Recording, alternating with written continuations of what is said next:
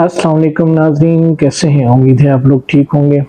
नाजरीन, हमारी गुज़श्ता से पेवस्ता आज की वीडियो है। मतलब जो टॉपिक हमने पिछली वीडियो के अंदर इनकम्प्लीट छोड़ा था, आज हम उसी टॉपिक को कंप्लीट करेंगे।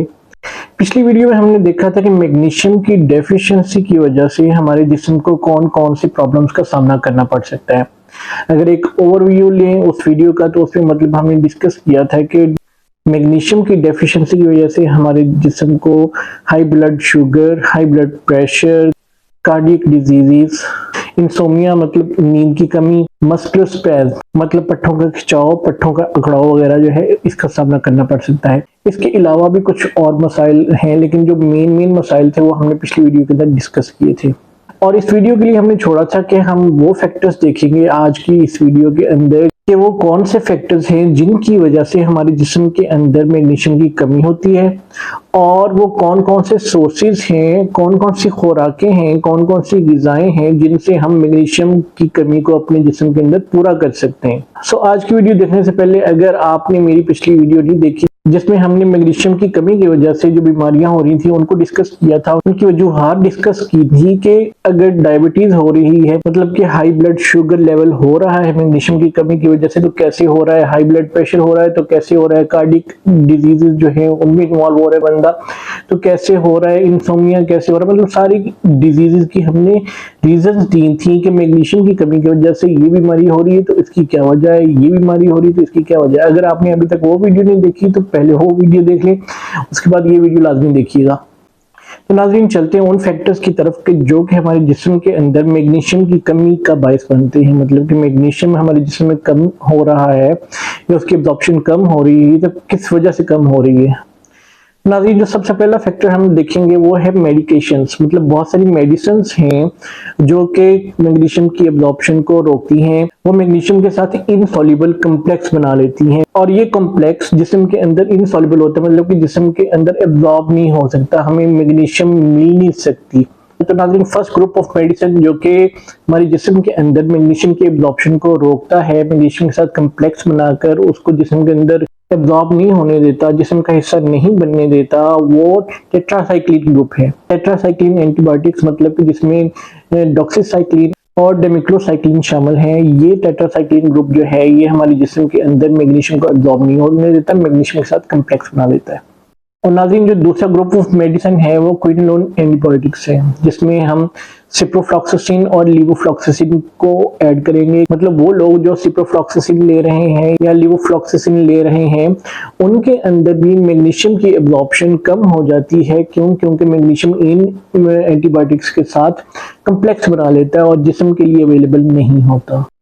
और नाज़रीन, हम पिछली वीडियो में भी देखा था कि जब ब्लड शुगर लेवल बढ़ता है तो हमारा जिस्म इस ब्लड शुगर को कंट्रोल करने के लिए हाइपर यूरिनेशन की तरफ चला जाता है। मतलब कि हमारा जो पेशाब का बनने का अमल है, पेशाब के अखराज का अमल है, वो ज्यादा हो जाता है, और इस पेशाब के अखराज के साथ हमारे जिस्म से कार्बोहाइड्रेट सीक्रेट होती हैं ताकि हमारे ब्लड के अंदर जो लेवल है कार्बोहाइड्रेट्स का वो नॉर्मल हो सके। तो नाज़रीन, इसी तरह सर्टेन किडनी डिजीज के इलाज के लिए हम बहुत सारी डायूरेटिक्स इस्तेमाल करते हैं, मतलब पेशाब आवर अद्वियात इस्तेमाल करते हैं। जो पेशाब आवर अद्वियात हैं जैसे कि फ्रूसिमाइड है, ये थायाजाइड डायूरेटिक्स हैं, ये भी पेशाब के रास्ते, जब पेशाब ज्यादा लेकर आएगी मेडिसिन तो ये पेशाब के रास्ते मैग्नीशियम का जिस्म से अखराज करेंगी, तो हमारा जिस्म के अंदर जो मैग्नीशियम के स्टोर्स हैं वो कम हो जाएंगे, मैग्नीशियम की जो क्वांटिटी है हमारे जिस्म को रिक्वायर्ड है वो कम हो जाएगी। और नाज़रीन, वो लोग जो अपनी मैदे की कंडीशंस की वजह से पीपीआईज ले रहे हैं, मतलब प्रोटॉन पंप इनहिबिटर मेडिसिन पर हैं, इसमें एसोमेप्राजोल और लेंसोप्राजोल शामिल है।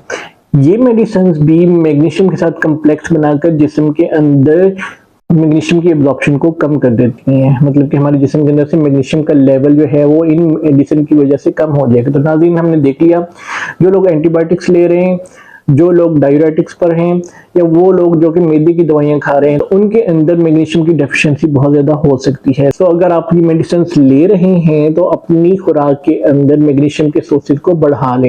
तो नाज़रीन ये तो कुछ मेडिसिन होगी कि जिन मेडिसिन के इस्तेमाल के साथ हमारे जिस्म के अंदर से मैग्नीशियम की कमी हो जाएगी। अगर हम किसी मेडिसिन पर नहीं हैं लेकिन हम हाई फैट डाइट इस्तेमाल करें, मतलब हमारे खुराक के अंदर फैट का इस्तेमाल बहुत ज़्यादा है, चाहे वो फ्राइड फूड की शक्ल में हो, चाहे वो हाई फैट डेयरी की शक्ल में हो, या किसी भी और शक्ल के अंदर अगर हम फैट का कंजम्पशन ज़्यादा करें, वो लोग जो कि कीटो डाइटिंग पर हैं। कीटो डाइट में जो मेन कंसेप्ट है कि आपने अपना जो मेन एनर्जी सोर्स रखना होता है वो फैट होता है। जो लोग कीटो डाइटिंग पर हैं उनके अंदर भी मैग्नीशियम की डेफिशिएंसी होने के चांसेस बहुत ज़्यादा हैं। क्यों? क्योंकि फैट जो है, हाई फैट डाइट है, ये मैग्नीशियम की एब्जॉर्प्शन को रोक देती है या बहुत ज़्यादा स्लो डाउन कर देती है। मैग्नीशियम की अवेलेबिलिटी हमारे जिस्म के लिए बहुत कम हो जाती है। नाज़रीन इसके अलावा वो लोग जो कोल्ड ड्रिंक्स पीने के बहुत ज़्यादा शौकीन हैं, कार्बोनेटेड ड्रिंक्स पीने के बहुत ज़्यादा शौकीन हैं, या वो लोग जो कि चटपटे खाने के बहुत ज़्यादा शौकीन हैं, मतलब उसमें बहुत ज़्यादा नमकीन खाने जिनमें नमक का बहुत ज़्यादा इस्तेमाल किया जाए। नमक के अंदर जो सोडियम होता है वो सोडियम हमारे जिस्म के अंदर मैग्नीशियम की एब्जॉर्प्शन को रोकता है। अगर हाई सोडियम डाइट्स हम इस्तेमाल कर रहे हैं तो भी हमारे जिस्म के अंदर मैग्नीशियम की एब्जॉर्प्शन बहुत कम हो जाएगी।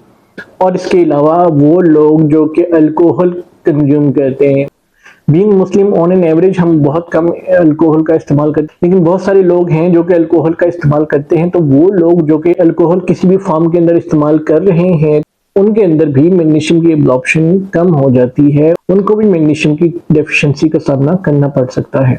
और नाज़रीन इसके अलावा बहुत सारी मैदे की बीमारियां जैसे कि सीलिक डिजीज है, या कॉन्स्टिपेशन है, या गैस्ट्रिक अल्सर्स हैं, या आईबीएस है। आईबीएस मतलब कि इरिटेबल बाउल सिंड्रोम। इसके अंदर क्या होता है कि कभी आपका पेट बहुत अनस्टेबल होता है, कभी आपको मोशन लग जाते हैं, कभी आपको कॉन्स्टिपेशन हो जाती है, कभी मोशन लग जाते हैं, कभी कॉन्स्टिपेशन हो जाती है। आईबीएस पे भी हम इंशाल्लाह ताला एक आध वीडियो में डिस्कस करेंगे आगे।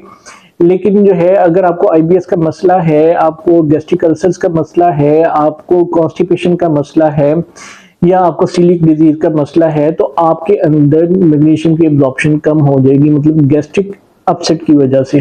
और इसी तरह वो लोग जिनके अंदर किडनी इश्यूज हैं, मतलब कि किडनी की फिल्ट्रेशन रेट उनका ठीक नहीं है, या उनको क्रॉनिक किडनी डिजीज का मसला है, उनको किडनी स्टोन्स का मसला है, तो इन सारी कंडीशंस के अंदर किडनी का फंक्शन जो है वो मुतासर हुआ होता है। तो जब किडनी का फंक्शन मुतासर है तो किडनी ने मैग्नीशियम का होम्योस्टेसिस करना है, मतलब कि जिस्म के अंदर अगर मैग्नीशियम का लेवल ज्यादा है तो किडनी ने उसकी डायूरेसिस करानी, मतलब उसको पेशाब के जरिए जिस्म से खारिज करवाना है। और अगर जिस्म के अंदर मैग्नीशियम का लेवल कम है तो किडनी ने उसका पेशाब के जरिए खराज को रोकना है। सो अगर किडनी अपना फंक्शन प्रॉपर नहीं कर रहा तो किडनी ने जो ये होम्योस्टेसिस करना है मैग्नीशियम का, तो ये होम्योस्टेसिस नहीं कर सके, मतलब कि मैग्नीशियम को बैलेंस नहीं कर पाएगा। तो उससे क्या होगा कि मैग्नीशियम का ज्यादा जिस्म से अखराज होना शुरू हो जाएगा, और जब मैग्नीशियम का ज्यादा अखराज होगा तो अल्टीमेटली हमारे जिस्म के अंदर मैग्नीशियम की कमी हो जाएगी। और जब मैग्नीशियम की कमी हमारे जिस्म के अंदर होगी तो वो डिजीजेज जो हम पहले डिस्कस कर चुके हैं उनमें से हमें भी किसी न किसी कंडीशन का सामना करना पड़ सकता है। तो नाज़रीन यहाँ तक तो हमने देख लिया, बहुत तफसील से देख लिया। पिछली वीडियो के अंदर हम डिजीजेज को देख लिया। अभी इस वीडियो के पहले सेक्शन में हमने देख लिया कि कौन कौन से फैक्टर्स हैं जो कि हमारे जिस्म के अंदर मैग्नीशियम की कमी, मैग्नीशियम की डिप्लीशन का बायस बन सकते हैं। तो नाज़रीन अब हम चलते हैं कि मैग्नीशियम के सोर्सेज की तरफ। हमने मैग्नीशियम लेना कहाँ से है, हमारी खुराक में मैग्नीशियम आता कहाँ से है, हमें ये तो मालूम होना चाहिए। अगर हमें ये मालूम होगा तो हम अपने उस सोर्स को मल्टीप्लाई करके उसको बढ़ा के अपने जिस्म को मैग्नीशियम की सप्लाई जो है वो बढ़ा सकते हैं। तो जब हमें सोर्सेज का नहीं पता होगा कि मैग्नीशियम हमारे जिस्म में आ कहाँ से रही है तो फिर हम उसको कंट्रोल या उसको बैलेंस करना हमारे लिए बहुत मुश्किल हो जाएगा। तो नाज़रीन मैग्नीशियम के सोर्सेज की तरफ जाते हुए मैं आपको ये बताता चलूं कि वेजिटेबल्स के अंदर जो हम रोजमर्रा खानों में इस्तेमाल कर रहे हैं, मीट है, फिश है, चिकन है, दूध है, उनके अंदर बहुत कम मिकदार के अंदर मैग्नीशियम पाई जाती है। मतलब अगर हम सिर्फ अपनी वेजिटेबल या दूध या फिश या अंडा या गोश्त मीट वगैरह से अगर हम अपनी मैग्नीशियम की डेली रिक्वायरमेंट पूरा करना चाहें तो बहुत मुश्किल हो जाता है, क्योंकि फिर ये हमें बहुत ज्यादा मिकदार में इस्तेमाल करनी पड़ेंगी। तो जो हम मैग्नीशियम के बहुत अच्छे सोर्सेज के तौर पर देखते हैं या जानते हैं, उनमें जो सर फहरिस्त जो सोर्स है, जो चीज है, वो है पंपकिन सीड्स। पंपकिन सीड्स क्या होता है? नाज़रीन, आपने हलवा कद्दू सुना होगा, पेठा कद्दू सुना होगा, लेकिन अभी जो हम बात करें वो पंपकिन सीड्स की बात कर रहे हैं। पंपकिन तो हम कंज्यूम करते हैं, लेकिन उसके जो बीज होते हैं, मतलब कि हलवा कद्दू के जो बीज होते हैं वो हम वेस्ट कर देते हैं। हमें पता ही नहीं कि वो कितना अच्छा कुदरत का हमारी तरफ तोहफा है। तो इसी चीज को जब फार्मास्यूटिकल या न्यूट्रास्यूटिकल इंडस्ट्री ने देखा, तो इसी चीज को उन्होंने कैश करने की कोशिश की। मतलब कि अब आप बाजार में जाएं, किसी अच्छे स्टोर पर जाएं, तो आपको पंपकिन सीड पील फॉर्म में, आपको पैक फॉर्म में अवेलेबल है। अब हम कुछ दूसरे सोर्सेज की तरफ जाएं तो आपके सामने एक लिस्ट डिस्प्ले हो रही है। इस लिस्ट में आप देख लेंगे, टॉप ऑफ द लिस्ट जो हमने बताया अभी पंपकिन सीड्स आ रहे हैं। मतलब 30 ग्राम ऑफ पंपकिन सीड के अंदर आपको 157 मिलीग्राम ऑफ मैग्नीशियम मिल रही है। दूसरे नंबर पे आपके सामने चिया सीड्स आ जाते हैं। चिया सीड के 30 ग्राम के अंदर आपको 111 मिलीग्राम ऑफ मैग्नीशियम मिल रही है। और इसका जो थर्ड जो सोर्स, जो अच्छा सोर्स जो जिसे हम कंसीडर करते हैं मैग्नीशियम का, वो एलिमेंट्स है। मतलब एलिमेंट्स के 30 ग्राम के अंदर 80 मिलीग्राम आपको मैग्नीशियम मिल रही है। और इसी तरह जैसे हम लिस्ट के अंदर नीचे नीचे जा रहे हैं, तो लिस्ट के अंदर क्या हो रहा है कि मैग्नीशियम की क्वांटिटी कम हो रही है। लेकिन कुछ चीजें यहाँ पे इस लिस्ट के अंदर मैं इंक्लूड नहीं कर सका। उनमें अगर हम अच्छे सोर्स को देखें तो वाटरमेलन सीड्स के 30 ग्राम के अंदर 157 मिलीग्राम ऑफ मैग्नीशियम हमें मिल रहा है। सीसमी सीड्स, मतलब कि जो तिल हैं, तिल के 30 ग्राम के अंदर हमें 105 मिलीग्राम मैग्नीशियम मिल रहा है। सनफ्लावर सीड्स के 30 ग्राम के अंदर हमें 98 मिलीग्राम मैग्नीशियम मिल रहा है। और मोरिंगा के ड्राई लीव्स, मतलब मोरिंगा जिसे हम सांजने के तौर पे जानते हैं, अगर उसके हम ड्राई लीव्स ले लें, उसका 30 ग्राम जो है वो भी हमें 134 मिलीग्राम ऑफ मैग्नीशियम दे रहा है। मतलब अगर आप इन चीजों का जरा कम्बिनेशन कर लें, मतलब आप सेसमी सीड्स को, पंपकिन सीड्स को, एलमंड्स को, चिया सीड्स को और साथ में मोरिंगा के पाउडर को ऐड करके एक पाउडर सा बना लें और उसके आप 2-3 टेबल स्पून डेली के इस्तेमाल कर लें, तो आपकी जो डेली की रिक्वायरमेंट है मैग्नीशियम की वो पूरी हो जाएगी। मतलब वो आप पाउडर बना के रख लें, या पाउडर बना के अगर आपने नहीं भी रखना तो आप जो सीड्स हैं उन सीड्स को रात को पानी के अंदर सोक कर लें, सुबह उसको ग्राइंड कर लें, ग्राइंड करके आप उसको कंज्यूम कर लें। मतलब पंपकिन सीड को, एलमंड्स को, चिया सीड को और सनफ्लावर सीड को और वाटरमेलन सीड को, मतलब इन सबको आप रात को पानी के अंदर सोक करके रख लें। 30 ग्राम ले लें या आप 20 ग्राम इन सब सीड्स के लेके आप 1 ग्लास ऑफ वाटर के अंदर आप इनको रात को सोक करके रख लें और सुबह इन्हें ग्राइंड करके इस्तेमाल कर लें। आपकी डेली की रिक्वायरमेंट जो है मैग्नीशियम की वो पूरी हो जाएगी।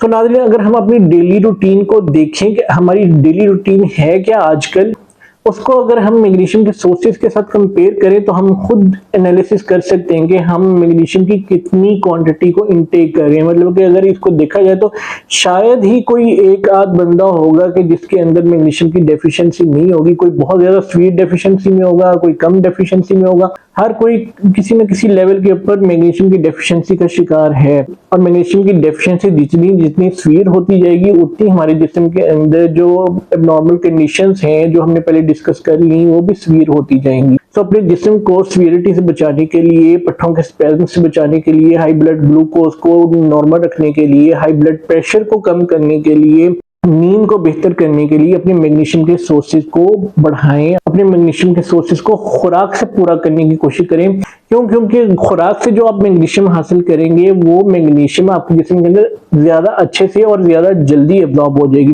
मतलब कि अगर मैंने पंपकिन सीड्स की बात की थी, पंपकिन सीड्स के अंदर जो मैग्नीशियम पाई जाती है वो मैग्नीशियम ग्लाइसिनेट की शक्ल के अंदर पाई जाती है। और ये सबसे अच्छी फॉर्म है मैग्नीशियम का कम्बिनेशन, सबसे अच्छा मैग्नीशियम का कम्बिनेशन है जो कि जिस्म के अंदर जिसकी एब्जॉर्प्शन रेट बहुत ज्यादा है।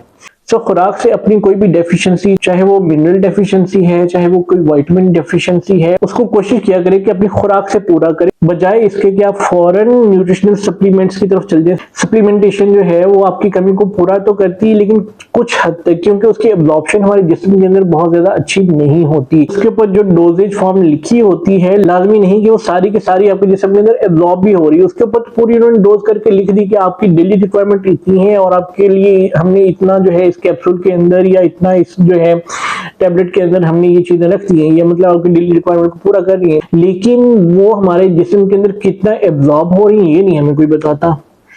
जो हमारी सिंथेटिक जितनी भी मेडिसिन हैं, ये जितने कैप्सूल्स हैं, ये जितने सप्लीमेंट्स हैं, उनकी एब्जॉर्प्शन हमारे जिस्म के अंदर बहुत कम होती है एज कम्पेयर टू वो चीजें जो खुदा ताला ने हमारे जिस्म के लिए बनाई हैं।